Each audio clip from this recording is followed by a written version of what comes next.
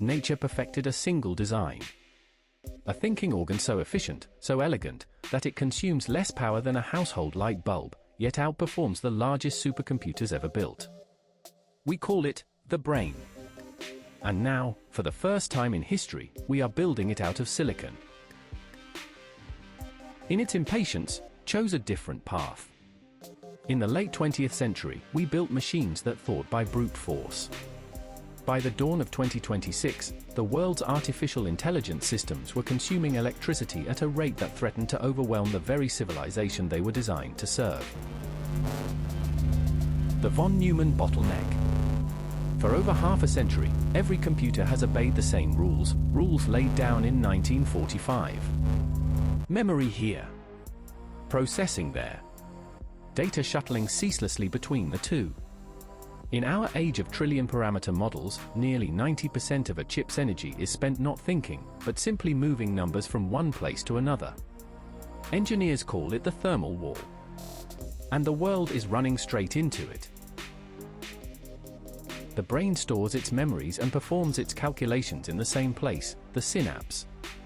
That solitary, fleeting electrical pulse, called a spike, is the key to everything. And in 2026, engineers have finally learned to replicate it.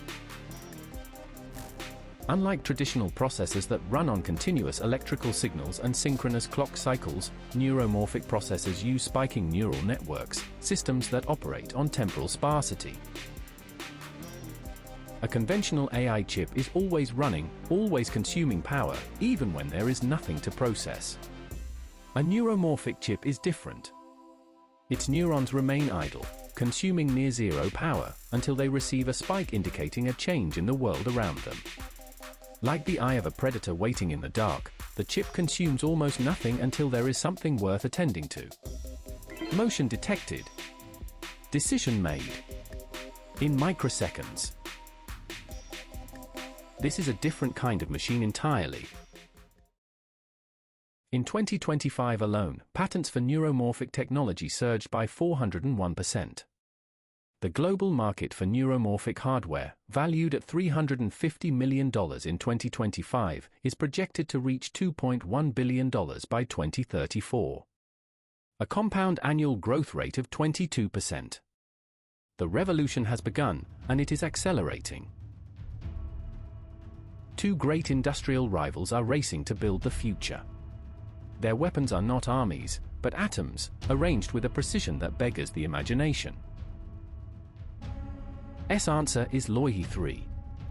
Fabricated on a process just 4 nanometers wide, a scale so small that a single human hair would seem a vast continent beside it, this chip integrates 8 million digital neurons and 64 billion synapses into a package drawing just 1.2 watts of power. Less than a phone charger left plugged into an empty room. S ambitions extend far beyond a single chip.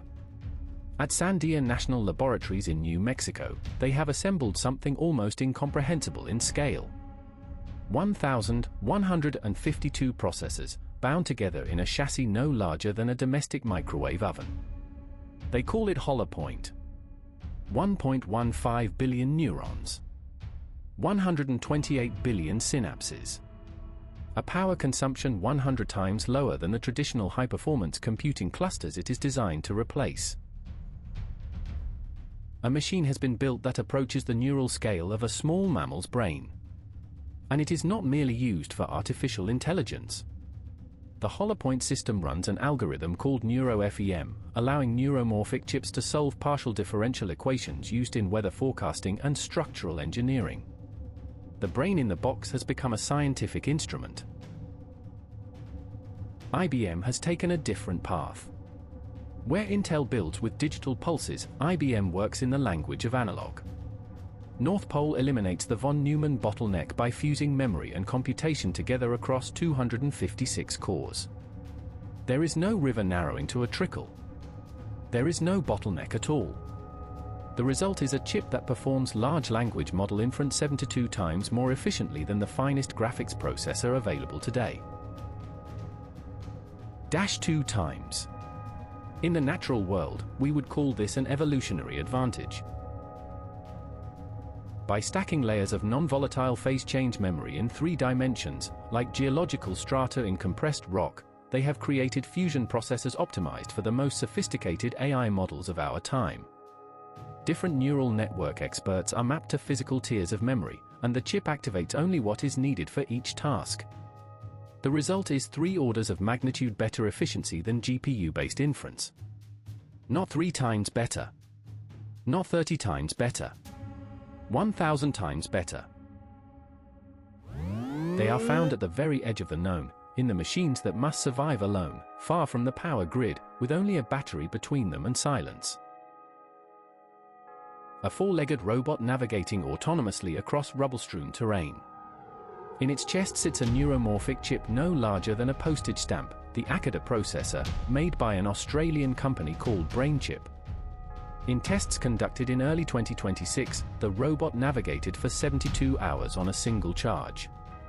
The same task, performed by a machine powered by a conventional GPU, would have drained its battery in 8 hours. A 9-fold improvement. Not from a more powerful battery, but from a fundamentally more efficient brain. Akida 1500 accelerator draws power in milliwatts, thousandths of a single watt, enabling always-on intelligence in wearables, medical sensors, and industrial monitors. A study from the KTH Royal Institute of Technology confirmed that for classification tasks, the Akida processor achieves a 99.5% reduction in energy consumption compared to a high-end NVIDIA graphics card. The trade-off in processing speed is more than compensated by the dramatic reduction in power. Of medical sensors, of the countless small instruments that must watch over us without interruption, this capacity for patient, near-silent vigilance is not merely useful. It is transformative. Inotera's Pulsar microcontroller runs always-on pattern recognition at microwatt levels. Synsense Spec 2.0 processor handles event-based vision in real time with microsecond latency. And Rain AI, now valued at almost $2 billion, is building a full infrastructure stack that links neuromorphic hardware with autonomous payment systems, a glimpse into a future where AI agents transact and operate with minimal human oversight. A technology that can process intelligence at a fraction of the cost, that can be embedded in satellites, in missiles, in the nervous systems of entire cities, is not merely a commercial prize. It is a strategic one. $7 million through DARPA to the ENFID initiative. China's domestic institutions filed between 51 and 80 patents in the opening months of 2026 alone. India has launched a $10 billion semiconductor incentive package. By 2027, analysts predict that 35% of nations will be bound to region-specific AI platforms, built on proprietary hardware, running proprietary models. Unified global intelligence is fading. In its place, a landscape as fractured and competitive as any that has come before. A critical obstacle remains. The neuromorphic world still lacks the vast, mature software ecosystem that NVIDIA's CUDA platform has built over 2 decades. Writing code for spiking neural networks requires a fundamentally different mindset, one that thinks in events and time, not in matrix multiplications. Slava framework, open source, Python-based, is the most prominent attempt to bridge this gap.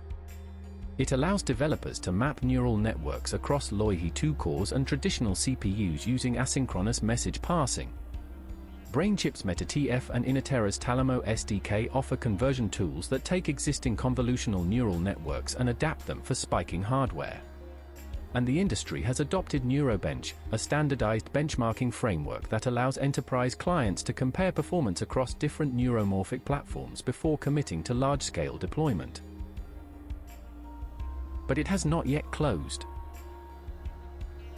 The patents and the funding rounds, the megawatts saved and the microseconds won, there is a deeper question. One that engineers are only now beginning to ask aloud. 6 billion neurons. Intel's Hala Point, the most powerful neuromorphic system ever built, contains 1.15 billion. We are, perhaps, a decade from parity.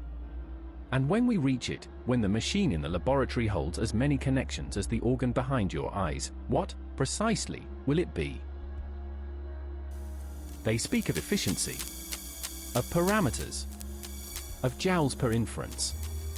But the question that haunts the corridors of every great laboratory in this field is simpler, and older, and far more difficult to answer. But what does it feel?